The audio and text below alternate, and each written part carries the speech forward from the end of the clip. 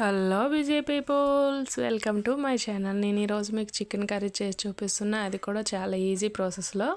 ఫస్ట్గా 1/2 kilo chicken తీసుకొని దాన్ని నీట్గా శుభ్రం చేసుకున్నాక అందులో సాల్ట్ సరిపడంత వేసుకొని, కొంచెం కారం, కొంచెం పసుపు, అలాగే అల్లం వెల్లుల్లి పేస్ట్, కొన్ని కరివేపాకులు వేసుకొని మంచిగా వాటిని కలుపుకోవాలన్నమాట. ఉప్పు కారం అన్నీ ఆ చికెన్ ముక్కలకు పట్టే విధంగా కలుపుకున్నాక ఒక 10 మినిట్స్ పాటు పక్కన పెట్టుకుని ఈలోగా మనము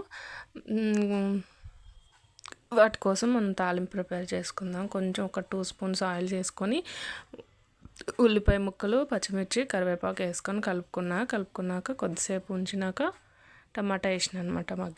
టమాటా వేసి ఒక 2 మినిట్స్ మగ్గినాక చికెన్ వేసుకోవాలన్నమాట. చికెన్ వేసుకున్నాక మంచిగా మొత్తం కలిసేలా కలుపుకున్నాక మూత పెట్టుకొని ఒక 3-4 మినిట్స్ పాటు బాయిల్ చేసుకుంటే మనకి కొంచెం వాటర్ వస్తూ ఉంటుంది. కలుపుకుంటే సరిపోతుంది. ఇప్పుడు ఏమైనా సాల్ట్ సరిపోకపోతే వేసుకోవాలి. నాకు సరిపోయింది మంచిగా.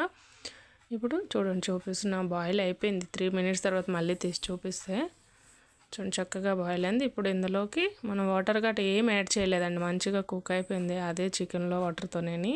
కొంచెం కొత్తిమీర వేసుకొని సర్వ్ చేసుకుంటే సరే అయిపోయింది. Chicken curry ready. Thank you for watching.